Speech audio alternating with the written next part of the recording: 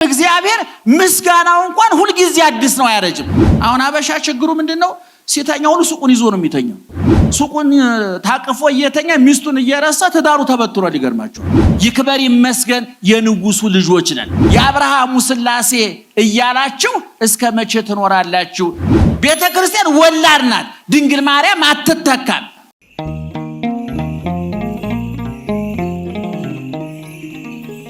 ወናሁ ናስተበጽኦሙ ለለታገሱ። እስቲ ግዟን እንበላት እንዴ ነሸጠኝ። ይገርማችኋል። አማርኛውን ልነግራችሁ ነበር። ግዙን በሩስ ወናሁ አይሰማም። ናሁ የሚባል ምንድነው? እና ቴሌቪዥን ልትሩ ነው የሚል ወናሁ ናስተበጽኦሙ ወንዶቹ በሉ እስኪ ወሽ ድገሙት። ናስተበጽኦሙ ለለታገሱ። ይችን ሳትይዙ ወደ ትምህርቱ አልገባ። እንግዲህ ይለይልናል። በእውነት ነውር ነው እንዴ እንደው ዘወትር ወናሁ ወንዶቹ ይችን ያዙ። ወናሁ ሴቶቹ ናስተበጽኦሙን ያዙ። እስቲ ድገሟት። ናስተበጽኦሙ ጥሩ ነው። ለለታገሱ ወንዶቹ ምንድን ያዛችሁት? አይደለም የመጀመሪያው ድገሙት።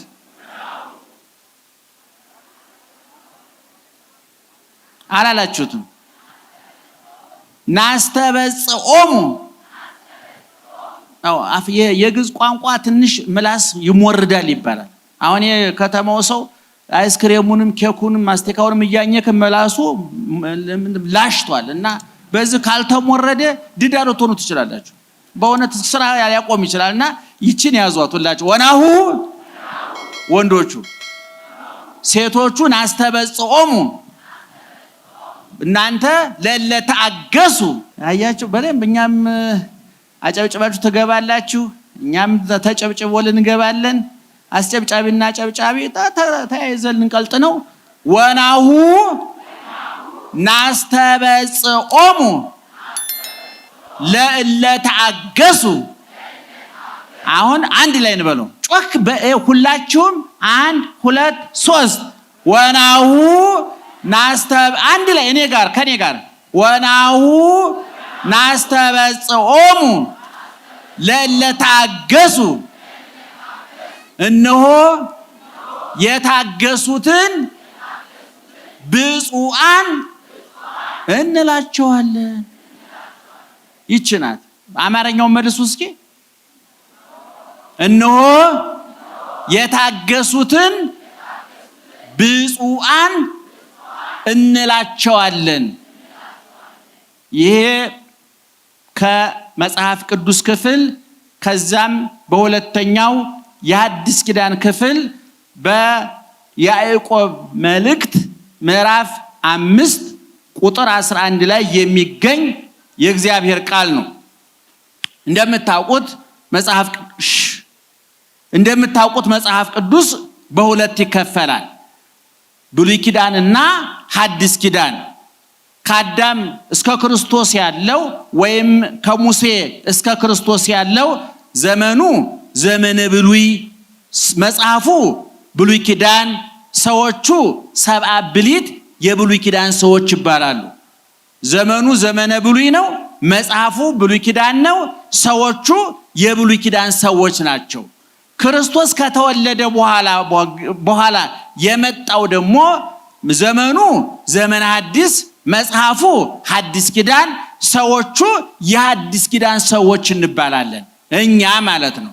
እንግዲህ መጽሐፉ ብሉይ ኪዳን ነው፣ ዘመኑ ዘመነ ብሉይ ነው፣ ሰዎቹ የብሉይ ኪዳን ሰዎች ናቸው። ብሉይ ማለት የቆየ ማለት ነው። የቆየ ያረጀ የጎሰቆለ ምን የሚል የቋንቋ ድክመት ያለባቸው ሰዎች ወደዛ ሲወስዱት እናያለን። እግዚአብሔር ብሉየ መዋዕል ይባላል። በዘመን ያረጀ ማለት አይደለም፣ ዘመንን የሚያስረጅ ማለት ነው።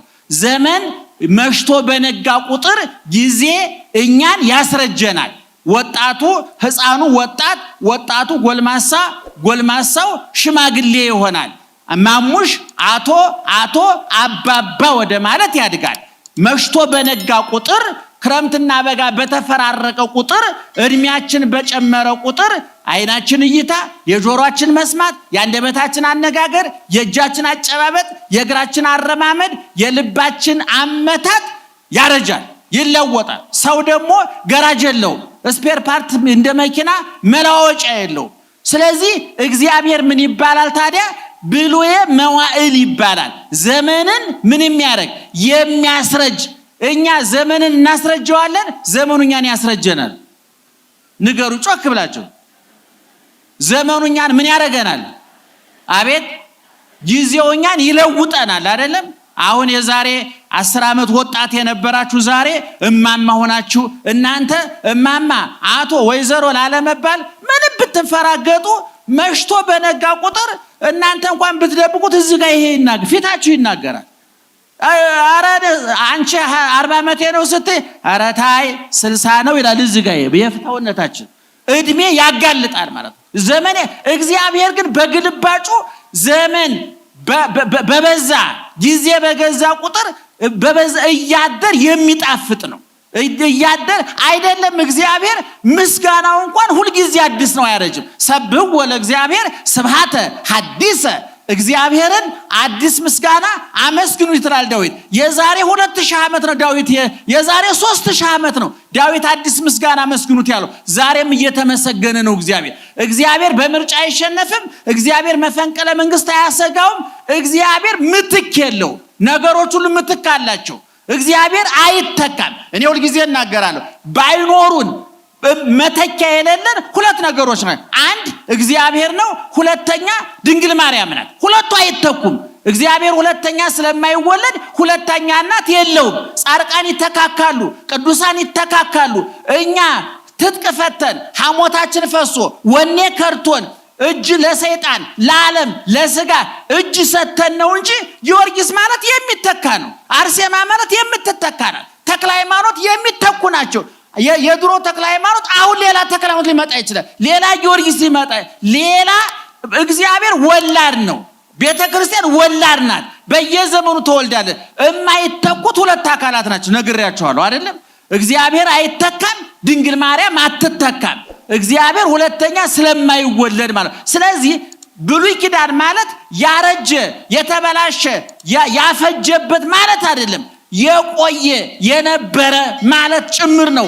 ስለዚህ መጽሐፉ ምን ይባላል? ቅድም እንደነገርኳችሁ ብሉይ ኪዳን ይባላል። የቆየው ቃል ኪዳን፣ ያለፈው ቃል ኪዳን፣ በዛኛው ዘመን የነበረ ሰው እግዚአብሔር ከሰው ጋራ ሰውን ለማስተዳደር የገባው ውል፣ የገባው ሰነድ፣ የገባው ቃል ኪዳን ብሉይ ኪዳን ይባላል መጽሐፉ። ዘመኑ ደግሞ ምን ይባላል ብያችኋለሁ? ዘመነ ብሉይ ይባላል። የቆየው ዘመን ያለፈው ዘመን ማለት ከክርስቶስ በፊት የነበረው። ከዛ በኋላ ደግሞ የመጣው ዘመኑ ምን ይባላል ብያችኋለሁ? ዘመነ ሐዲስ ይባላል። አዲሱ ዘመን ሁሉ ነገር የተለወጠበት፣ የጥሉ ግድግዳ የፈረሰበት፣ የለያየን መጋረጃ የተቀደደበት፣ ሰው ወደ ቀደመ ክብሩ ወደ እግዚአብሔር ልጅነት፣ ወደ ቀደመ ርስቱ ወደ ገነት፣ ወደ ቀደመ አባቱ ወደ እግዚአብሔር የተመለሰበት፣ እግዚአብሔር ተጣልቶን እግዚአብሔር የታረቀብን፣ እሱ ተበድሎ እሱ ክሶ እርቅ የተፈጸመበት፣ በቅዱሳን በነቢያት ክርስቶስ እግዚአብሔር አድሮባቸው ይኖር ነበር። በረድኤት ነበረ። በአዲስ ኪዳን ግን በኩነት ሰው በመሆን ነቢያት አይናቸውን ሞልተው ያዩት ያልነበረ እግዚአብሔር ይንቀጠቀ አይደለም ነቢያት አይደለም ሰዎቹ እሱ ያለበትን ተራራ የነካ እንስሳ እንኳን በሚነድበት በሚቃጠልበት ዘመን ነበር በብሉይ ኪዳን። በአዲስ ኪዳን ግን በመካከላችን ተገኘ። ከሰማይ ወረደ፣ ከድንግል ተወለደ፣ በበረት ተጣለ፣ በጨርቅ ተጠቀለለ። ሲራባየ ነው፣ ሲጠማየ ነው፣ ሲበርደው አየ ነው። ቃና ዘገሊላ ሰርግ ቤት ተጠርቶ ከታዳሚዎች መካከል ቁጭ ብሎ አገኘ ነው እግዚአብሔርን። ቢታንያ ቁጭ እና አልዓዛር ቤት ሄዶ ለቅሶ ቤት ከለቅሶ ደራሾቹ ጋር ቁጭ ብሎ አገኘ ነው እግዚአብሔር። በነ ጴጥሮስ አማት ቤት በሽተኛ ሊጠይቅ ሲንከራተት አገኘ ነው እግዚአብሔር። ዮርዳኖስ ለዮርዳኖስ ሲንከራተት አገኘ ነው። ግብጽ ለግብጽ ሲንከራተት አገኘ ነው። አሁን በአዲስ ኪዳን አደረብን ረዳን ሳይሆን አደረብን፣ ተዋሃር ነው፣ በላ ነው፣ ጠጣ ነው፣ አንድ አካል ሆን። እሱን አባታችን ብለን የመጥራት እድል ተሰጠን። እኛ ደግሞ ልጆች የመባል እድል ተሰጠን። እንዳውም ደህና ዋላችሁ እየሰማችሁ ነው እንዴ? ማርያምን በሉ እስኪ፣ አቤት አቤት፣ አይዟችሁ ማርያምን በሉ እግር መንገዱን እስኪ። በጣም ጥሩ። አያችሁ አቡነ ዘበሰማያት አባታችን ሆይ ብለን እንጸልያለን አይደለም? በብሉይ ኪዳን የነበሩ ሰዎች አባታችን አይሉም፣ አልተፈቀደላቸውም። እኛ ግን እነሱ ምን ይሉት ነበር? እግዚእነ ንጉሥነ አምላክነ። እንዴት ነው? ጌታችን፣ ንጉሳችን፣ ፈጣሪያችን፣ አምላካችን ነበር። ይሄ ክብሩን፣ ጌትነቱን፣ አስፈሪነቱን ነበር የሚያሳየው። በአዲስ ኪዳን ግን እሱ ራሱ ወዶ ፈቅዶ እንዲህ ብላችሁ ጥሩኝ አለ። አቡነ ዘበሰማያት አባታችን በሉኝ አለ። አባታችን ስንለው ከጌትነቱ ይልቅ ፍቅሩን እናየዋለን። ሁልጊዜ እንደምንለው እኔ ቀራንዮ ላይ በቁስሉ ውስጥ ፍቅሩን፣ በደብረ ታቦር በጌትነቱ ውስጥ ክብሩን፣ በሰማይ ደግሞ ጌትነቱን አይተነዋል። በአዲስ ኪዳን ቅድም እንደነገርኳችሁ እግዚአብሔር አባት ሆኖ መጣ። ብሉኝ ጠጡኝ ብሎ ስጋውን ቆርሶ ያጎረሰ፣ ደሙን ቀርቶ ያጠጣ፣ ተራቅቶ ያለበሰ፣ ዝቅ ብሎ ከፍ ያደረገ። ይሄ ለተራበ የሚበላ ዳቦ፣ ለተጠማ የሚጠጣ ውሃ፣ ለተራቆተ ስጋን ሳይሆን የራቁት ህሊናን፣ ራቁት ባዶነትን የሚሸፍን ልብስ ነው መጣ እግዚአብሔር። ስለዚህ ዘመኑ ዘመነ ሐዲስ ይባላል። መጽሐፉም ሐዲስ ኪዳን ይባላል። እየሰማችሁ ነው? መጽሐፉ ምን ይባላል? ምን ይባላል? ሐዲስ ኪዳን ይባላል። በዚህ ክፍል ውስጥ 35 ወይም ደግሞ በመጽሐፍ ቅዱሱ ዓለም ተስማምቼበታለሁ እያለ በሚደነፋበት መጽሐፍ ቅዱስ ውስጥ ደግሞ ብሉይ ኪዳኑ 39 ነው። ከዚህ ውስጥ የሚገርማችሁ ነገር ከ39ኙ የዓለም ታሪክ የሚባለው 11 ምዕራፍ ብቻ ነው። ሌላው የብሉይ ኪዳን መጻሕፍት በጠቅላላ 39 ናቸው። ምዕራፉ በድምሩ 929 ነው። ከ929 ምዕራፍ ውስጥ ዓለምን የሚመለከተው ታሪክ 11 ምዕራፍ ብቻ ነው። በደንብ ሰምታችሁኛል? ስንት ምዕራፍ ነው? በጥቅሉ ስንት ምዕራፍ ነው ብሉይ ኪዳን? 900። በደንብ በሉ እንጂ። አሁን ግማሹ እኮ ቤቱ ሄዶ ወይ ሱቁን ከፍቷል። ይገርማችኋል። አሁን አበሻ ችግሩ ምንድነው? ሲተኛ ሁሉ ሱቁን ይዞ ነው የሚተኛው። እኔ ከዚህ በፊት ተናግሬያለሁ። ነጋዴዎች ሱቃችሁን ዘግታችሁ ተኙ ብያለሁ። አንዳንዱ ሱቁን ታቅፎ እየተኛ ሚስቱን እየረሳ ትዳሩ ተበትሯል። ይገርማችኋል። ሱቃችሁን ዘግታችሁ ውጡ። ሱቅን ይዞ መተኛት ምን ማለት ነው ታውቃለህ? አልጋ ላይ ተኝተህ ነገ እንደው ያኛው ጫማ ይሸጥ ይሆን? እንደው ነገ ሱቅ ከፍቼ እንደው ያኔ አለቃ ይሸጥ ይሆን? አሁን አንተ ነህ ከሱቁ የወጣኸው፣ ሱቁ ካንተ አልወጣም ማለት በሌላ ቋንቋ እኔ ጌታ። ስለዚህ በደንብ ስሙን፣ ልባችሁ ስብስብ አድርጋችሁ ሙሉ በሙሉ እዚህ ኩኑ እያልኳችሁ ነው። ሰምታችሁኛል? ዘመኑ ምን ይባላል ብያችኋለሁ? አቤት ሐዲስ ኪዳን ይባላል ብያችኋለሁ። ስለዚህ በእኛ ደግሞ የሐዲስ ኪዳን ሰዎች እንባላለን። በዮሐንስ ወንጌል ምዕራፍ 1 ቁጥር 12 ላይ እንዲህ ተብሎ ተጽፏል። ውስተዚያው መጻ ወደ ወገኖቹ መጣ፣ ወእሊያሁሰ ኢተወክፍዎ ወገኖቹ ግን አልተቀበሉትም። ወለለሰ ተወክፍዎ ወሃቦሙ ስልጣነ ውሉደ እግዚአብሔር ይኩኑ፣ ለተቀበሉት በስሙ ላመኑት ግን የእግዚአብሔር ልጆች ሆኑ ዘንድ ምን ሰጣቸው አለ? ስልጣን ሰጣቸው አለ። እኔ፣ አንተ፣ አንቺ የንጉስ ልጅ አይደላችሁም፣ የባለ ሀብት ልጅ አይደላችሁም፣ የዝነኛ ልጅ አይደላችሁም፣ የታዋቂ ልጅ አይደላችሁም። ምናልባት ዓለም እናንተን የሚያስታውስበት ማንጠልጠያ ያለው አባት የላችሁም። ይክበር ይመስገን የንጉሱ ልጆች ነን። የጌቶቹ ጌታ የነገስታቱ ንጉስ እግዚአብሔር አባታችን ነው። በሐዲስ ኪዳን የሐዲስ ኪዳን ሰው የሚያሰኘው ይሄ ነው። እኔ አቡነ ብፁዕ ቅዱስ አቡነ ጳውሎስ በረከታቸው ይድረሰንና አንድ ጊዜ እዚህ 4 ኪሎ ስላሴ ሲያስተምሩ አንድ ለጥቅስ የሚበቃ ንግግር ተናገሩ።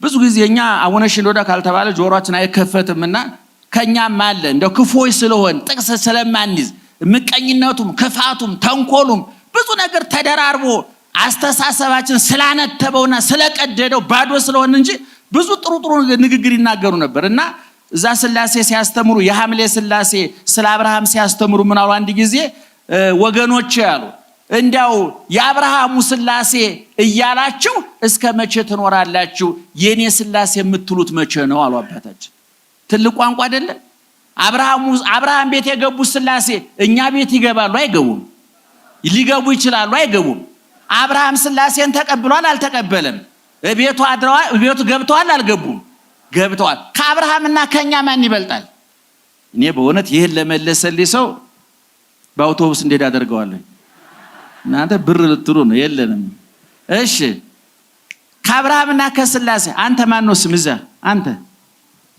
አንተ ጠይሙ ቀዩ ጥቁሩ ከዛ ያልፍ መቼም ያበሻ መልክ ብዬ ነው እሺ አንተ ነገ ከአብርሃምና ካንተ ማን ይበልጣል ማን ነው ስም አቤት ሱራፌል ካንተና ከአብርሃም ማን ይበልጣል ወሽ እስቲ ድገመው እኔ በላኔ እናሸንፋለን ብሎ መሸነፍ ራሱ አንድ ጀግንነት ነው እነቱን ለበና ከኔና ከአብርሃም ማን ይበልጣል እኔ እበልጣለሁኝ አሁን አያችሁ እኔ አንተ ሱራፌል የሐዲስ ኪዳን ሰው ነው የብሉይ ኪዳን ሰው ነው ሰምታኛል የብሉይ ኪዳን ሰው ነው የሐዲስ ኪዳን ሰው የሐዲስ ኪዳን ሰው ስላሴ አንተ ቤት ገብቷል አልገቡም ስላሴ መግባታችሁን እንቁም ነገር ነበረው እኛ ከስላሴ አንዱን አካል ከስጋችን ስጋ ከነፍሳችን ነፍስ ነስቶ እግዚአብሔር ስጋዬን ብሉ ደሜን ጠጡ ስጋዬን የበላ ደሜን የጠጣ እኔ ከሱ ጋር እኖራለሁ እሱም ከኔ ጋር ይኖራል ብሎ ቃል ኪዳን አልሰጠም ስጋውን አልበላንም ደሙን አልጠጣንም እሱ ከኛ ጋር የለም እና እኛ ከሱ ጋር የለንም ስለዚህ ከአብርሃምና ከኛ እኛ ነበርን የምንበልጠው ምን ያህል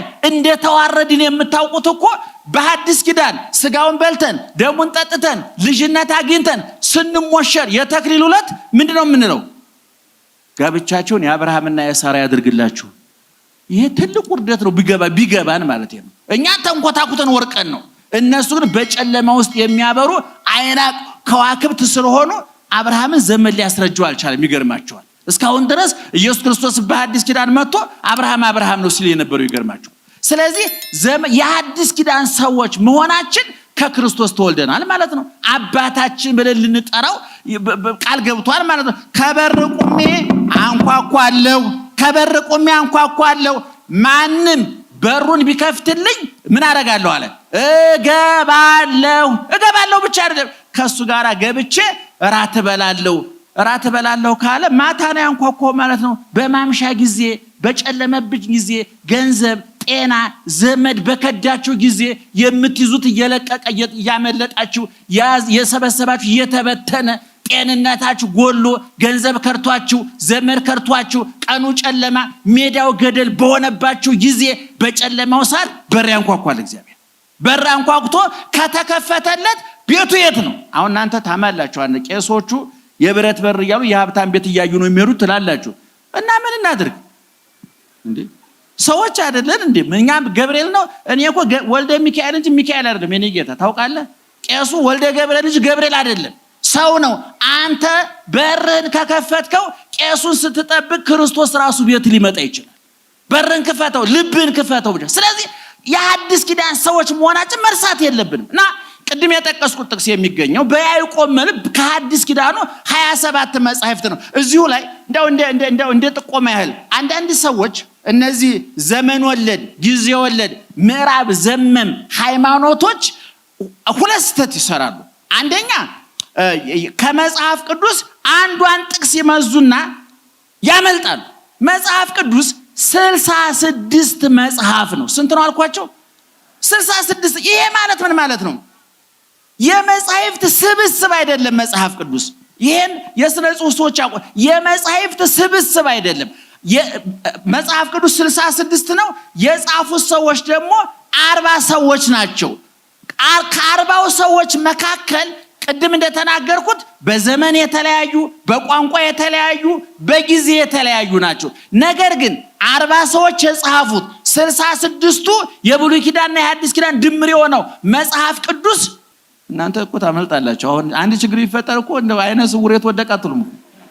እያለ ልም ነው የምትለው እና እኔ መረጃ ሰበስባለሁ ይገርማችኋል ከባድ ነው ሰው ይደርስልኛል ብለህ ስትዘናገር የምትበላ እኔ ይየለ ተንፈራግጠው ሙት እንጂ ሰው አውሮፕላን ላይ እንኳን ሲከሰከስ ዝም ብሎ አይሞትም ይባላል። ተንፈራግጦ ነው የሚሞተው። ይገርማችሁ ሰው ጀግና ነው። ደህና መሻችሁ።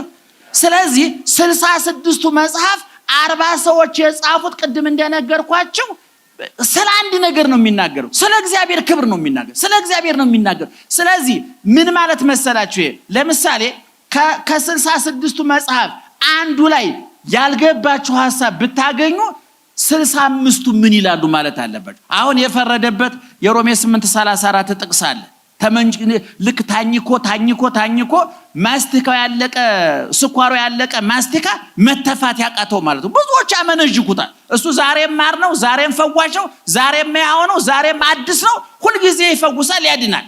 ነገር ግን እንዲገባን አድርገን ካላነበብ ነው መጽሐፍ ቅዱስ የማይቆረጥም ድንጋይ ነው፣ የማይበስል አሸዋ ነው። ቀላል ነገር አይደል። ስለዚህ ከመጽሐፍ ቅዱስ አንድ ጥቅስ ስታገኙ አሃ ለካ እንደዚህ ነው እንደ ብላችሁ እስከ ዛሬ ሳይገባኝ ለካ ውሸት ነው የነገር ብላችሁ ከመጠራጠር ይልቅ እስኪ ቆይ እዚህ ላይ ይሄን ተናገረ፣ ሌላው መጽሐፍ ላይ ምን ይላል? ሮሜ ይሄን ከናገር፣ ዕብራውያን ምን ይላል? ጳውሎስ ቆሮንቶስ ምን ይላል? ማቴዎስ ምን ይላል? ሉቃስ ምን ይላል? ዮሐንስ ምን ይላል? የሚለው ማየት ያስፈልጋል። ስለዚህ አሁን የያዕቆብን መልእክት ቅድም የጠቀስኩላችሁ ጊዜ ወለድ፣ ዘመን ወለድ፣ ምዕራብ ዘመም ሃይማኖቶች ብዙ አይወዱትም። ለምንድን ነው? ይሄ መልእክት በጥቅሉ 5 ምዕራፍ ነው ያለው። ስንት ምዕራፍ ነው ያለው? የያዕቆብ መልእክት ነው ቅድም የነገርኳችሁ 5 ምዕራፍ ነው ያለው። ያዕቆብ ስለ ምግባር ነው የተናገረው፣ ስለ ስራ ነው የተናገረው። መጽሐፍ ቅዱስ በተለያየ መንገድ የሚናገረው ስለ ፈጣሪ ነው ብያለሁ፣ ስለ ሃይማኖት ብያለሁ፣ ስለ እግዚአብሔር ነው ብያለሁ።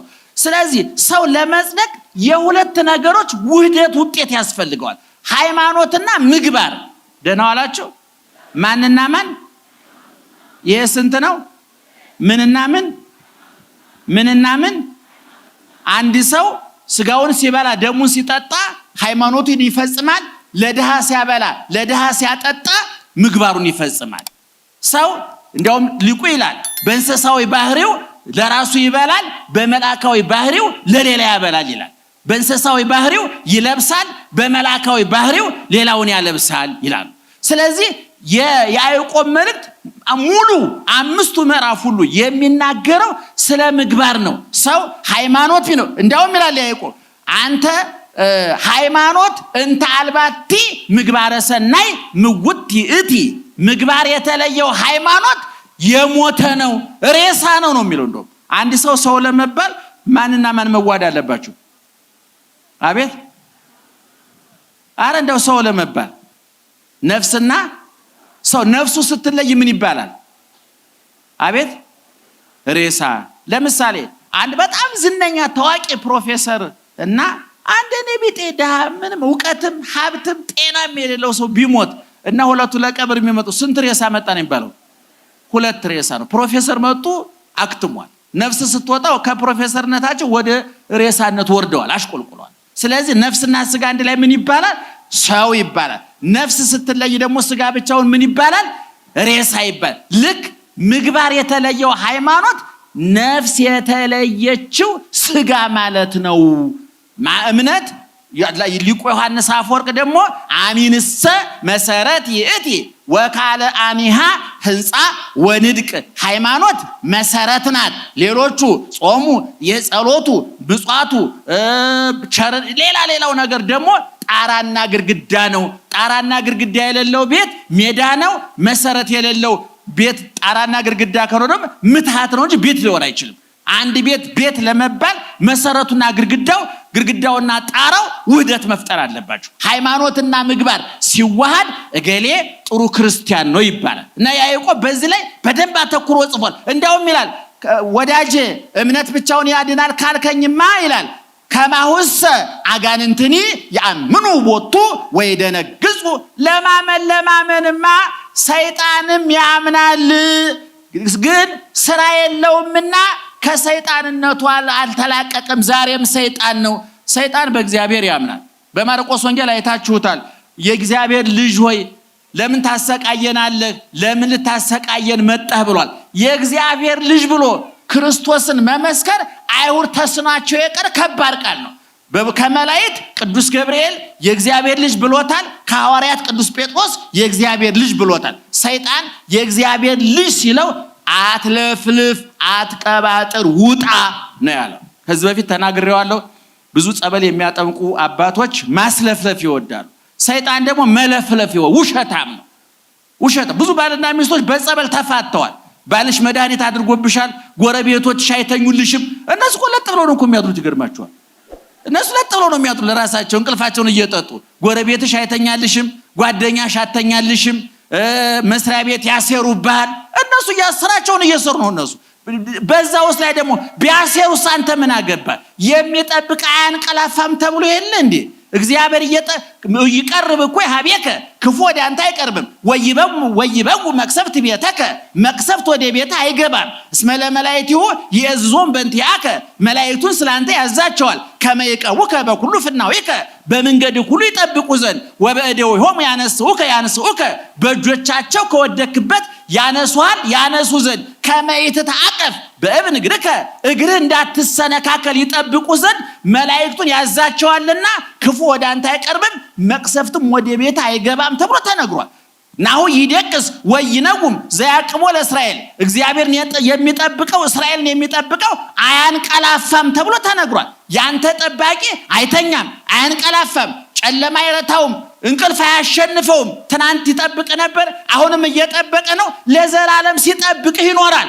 ስለዚህ እነንትና ባይተኙ ቢያሴሩ ቢያወሩ ቢስቁ ቢሳለቁ አንተ ምን አገባ? ስለዚህ እኔ እንደው የሚያጠምቁ ሰዎች ብዙ ጊዜ ተጠቁም ያለሁኝ እኔ ሰይጣን ሲለፈልፍ ናውጣ ነው እንጂ የሚባለው እስኪ ዝርዝሩ ንገረኝ። እየሰፈሩ ያሉ እንደው ሟርተኞች መተተኞች በቤተ ክርስቲያንትም የተቀመጡ ሰዎች አሉ። በየሰፈሩ አንድ ሁለት አይደሉም፣ በሺህ የሚቆጠሩ ናቸው። ኑሯቸውን የሚደጉሙ ነፍሳቸው የተራቆተች ኪሳቸው የሞላ ነፍሳቸው የጎደለች ሆዳቸው የጠገበ አይምሯቸው የተራበ ሰውነታቸው የለበሰ ህሊናቸው የተራቆተ ነገን የማያስቡ እግዚአብሔር ይፈርድብናል ብለው ህሊናቸው የማያዳምጡ በየሰፈሩ ነው። ባልሽ እንዲያረገ ነው፣ ሚስት እንዲያረገች ነው፣ ጓደኛሽ አተኛልሽም፣ ጎረቤቶችን ተጠንቀቃቸው እያሉ በማህበረሰብ ውስጥ መርዝ የሚነሱ ጥላቻ የሚነሰንሱ የሰይጣን መልእክተኞች አምባሳደሮች አሉ። ስለዚህ ማስቀባጠር አይገባምና ሰይጣን ያምናል አያምንም? አረ ንገሩኝ። ያምናል አያምንም? በጎ ስራ አለው? ይጸድቃል አይጸድቅም? አይጸድቅም። አዳም ጸድቋል። ለምን ጸደቀ አዳም? ለምን ዳነ አዳም? ንስሐ ገባ፣ ተጸጸተ፣ አጥፍቻለሁ በድያለሁ አለ። ሰይጣን ግን አልተጸጸተም። አሁንም ስራ ላይ ነው። በአሁን እኔ ይሄን እየተናገርኩኝ የሆነ ቦታ ስራ ላይ ነው። እሱ ይገርማችኋል። እኛ ብንሰርበው ብናንቋሽ ጉዳዩ አይደለም። እሱ አያረጅ፣ ጡረታ አይወጣ፣ የዓመት ፈቃድ አይወስድ፣ ሁል ጊዜ ስራ ላይ ይገርማል። እንደው አንዳንድ ጊዜ እንደው ምን ነው ጌታ ሆይ እንደው ክርስቶስ ሰብራ ያመጣችሁ ሐሳብ እኮ ጥሩ ነበር ባይከሽፍ ኮረቱን ለመናገር እንደው ሰውን እያማለዱ ዘላለም ከመጨቅጨቅ አንድ ጊዜ ሰይጣንና አስታረቄ ምንጩን ላድርቀው ብላ ነበር እኮ ያሰበችው እሷ። እንደው ነገሩ ካቅም በላይ ሆነና ቀረ እንጂ የእሱ ሐሳብ ጥሩ ነበር። ዙሮ ያዕቆብ ምን ይላል? ሃይማኖት ምግባር የሌለው ሃይማኖት የሞተ ነው። እንደዛ ከሆነ ለማመንማ ማን ያምናል አሉ? ሰይጣን ያምናል። ነገር ግን በጎ ስራ ጥሩ ስራ የለውም። ስለዚህ አንድ ክርስቲያን ለመዳን የስንት ነገሮች ውህደት ያስፈልጉታል? የስንት ነገር? የሁለት። የምንና የምን? የምግባርና የሃይማኖትና ይሄው ያዕቆብ ሲናገር ምን ይላል? ወገኖቼ ታገሱ፣ ቻሉ፣ ጠንክሩ፣ በርቱ፣ ምክንያቱም የታገሱትን ብፁዓን እንላቸዋለን። ብፁዕ ማለት ንዑድ ክቡር ማለት ነው። ብፁዕ ማለት ስጋውን አሸንፎ ለነፍሱ ያደረ፣ በበጎ ስራ ያጌጠ፣ በምግባር በትሩፋት ያሸበረቀ፣ ለጸሎት የተጋ፣ ለምጽዋት የተጋ፣ ለደግ ነገር የተጋ፣ ዓለማዊ ምኞት፣ የዓይን አምሮት፣ የሰይጣን ፍላጎት፣ ፍትወተ ስጋ፣ ፈቃደ ስጋ ያላንበረከከው ታጋሽ። በመጽሐፍ ቅዱሱ የቅዱስ ጳውሎስ በገላትያ ደህና ዋላችሁ ሄዳችሁ እንዴ? እሺ። በያዕቆብ መልእክት በገላትያ 5:22 ላይ ያዕቆብ ቅዱስ ጳውሎስ እንደተናገረው ወፍሬውስ የመንፈስ ፍሬዎች አለና የመንፈሳዊ ሰው ፍሬዎች፣ የክርስትና መገለጫዎች። ምእመናን አንድ ሰው ጥሩ ክርስቲያን ነው የሚባለው ጥሩ ክርስትና አለው የሚባለው ሹመት የሳያመጻድቀው ሲሻር ያልተሳቀቀ ሲያተርፍ ያልቦረቀ ሲከስር ያልወደቀ የቀኑ የሌሊቱ ጨለማ የማይከብደው የቀኑ ብርሃን ያላሳበደው ዝና ሹመት መልክ ውበት ያላሰከረው ነገሮች ሁሉ እንደሚያልፉ የገባው ይሄ ምን ይባላል? ጥሩ ክርስቲያን ይባላል። እኛውን ጥሩ ክርስቲያን አለመሆናችንን የምታውቁት ትንሽ ኪሳራ ሲደርስብን ትንሽ የሚያስቀድሱ የሚቆርቡ ገዳማት የሚሄዱ ሰዎች ከሆኑማ ትንሽ ሱቃቸው እንደመክሰር ካለ ጌታዬ እንደው ቦረት እየቆረቡ እያስቀደሱ በየገዳሙ እየተንከራተቱ እናንተና እኮ እያተረፉ ነው። የምቀኛ ጸሎት ይውላችሁ የእናንተና ሱቅ እኮ ይሄው ደመኞቹ በቃ ሸማቹ ይተለተላል። እኔ ጋር እኮ እየደረቀ መጣ። ምን ትሰራለህ? እንዲህ አይነት ክርስቲያን ሊሆን አይችልም። ክርስቲያን ማትረፉ አያመጻድቀውም፣ መክሰሩም አያሳቅቀውም። ክርስቲያን ሹመቱ አያመጻድቀውም፣ መሻሩም አያሳቅቀውም። ክርስቲያን የሌሊቱን ጨለማ አያማረርም፣ በቀኑ ብርሃንም አይሰክርም፣ አያብድም። ነገሮችን እንዳያመጣጣቸው ይቀበላል። ምእመናን እንደው በጣም ይቅርታ አድርጉልኝ አታሟርትብ ይበሉና ድንገት አይናችሁ ቢጠፋ ምን ታረጋላችሁ? አቤት እኛ ቢሆን በማመልከቻ ያጠፋ መሰለን ድንገት እኮ ነው ጠፍቶ ያደሩ። የሚገርማችሁ ነገር ምን ታደርጋ? እኔ አሁን ሰዎች ይደውላሉ ከተለያየ አቅጣጫ ድንገት ይጠፋል አይን ድንገት ይደነቁራል ጆሮ ድንገት ይታሰራል አንደበት። ጧት በሰላም ወጥተው በሰውነታቸው ፓራላይዝድ ሆኖ በዲጋፍ በዊልቸር የመጡ ሰዎች የሉም። ምን ተአምራል? ተዘጋጅቶ መቀመጥ ነው መፍትሄው። እኛ ቅዱሳን የምንላቸው ሹመቱም ላይ አምላኪዎች ሽረቱም ላይ አምላኪዎች ናቸው። ከእግዚአብሔር እዚሁ ላይ የሚገርማችሁ ነገር ወናውን አስተበጽኦም የታገሱትን ብፁዓን እንላቸዋለን አለና ምን ይላል? ዘከመ ፈጸመ ሎቱ ሰማይክሙ ትዕግስቶ ለኢዮብ የኢዮብን ትዕግስት ሰምታችሁታል። ዘከመ ፈጸመ ሎቱ እግዚአብሔር ስለቱ እግዚአብሔር ልመናውን እንደሰማው እስመ ብዙ ምሕረቱ ለእግዚአብሔር የእግዚአብሔር ምሕረቱ ብዙ ነውና ወመስተሳይል ርሩህ ቸር ነውና የኢዮብን ልመና እንደሰማው ሰምታችኋልና የሚታገሱት ብፁዓን እንላቸዋለን። ኢዮብ እኮ ምእመናን በጤንነቱም በበሽታውም በድህነቱም በሀብቱም ያተረፈ ሰው እኮ ነው። በመጀመሪያ ሀብቱ ንብረቱ ወደመበት፣ ቀጥሎ ልጆቹ አለቁበት። 10 ልጅ በተመሳሳይ ቦታ በአንድ ጊዜ ህንፃ ተደርምሶ 10 ልጆቹ አንድ ቀን አለቁ። የ10 ሁሉ ልጆቹ መርዶ በአንድ ቀን መጣለት።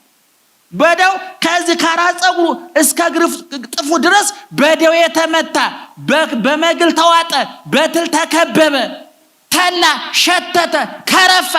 ይሄ የሚገርማ ኢዮብ የቀረው ይላሉ አባቶቻችን ሌላ ሁሉ ሰውነቱ አልቆ ከዚህ በላይ ይቺ ብቻ ነበር ልቡ ብቻ ነበር የቀረው ይላሉ። ከዛ አንደኛ ሀብቱ ንብረቱ ወደመ፣ ሁለተኛ ልጆቹ አለቁ፣ ሶስተኛ ጤናው ጠፋ ብቻ ጉንፋን እንዳይመስላችሁ ተቆራረጠ። እንደ ዋሃዘ ገላ እንደ የሚያክበት እጅ ስላልነበረው አመዱ ላይ ይንከባለለበት ትሉ ረፍት ነስቶት ይላሉ አባቶቻችን። ከዛ አራተኛ ሚስቱ ከዳችው። እንደምታውቁት ኢዮብ ዝነኛ ነው፣ ታዋቂ ነው፣ ባለሀብት ነው። የኢዮብ ሚስት መባል ለክብር ያገለግል ነበር። ያ ሁሉ ይጦሩኛል ያለቻቸው ልጆቿ በአንድ ቀን አመድ ሆኑ፣ ጠፉ። የምትመካበት ሀብቷ አመድ ሆነ።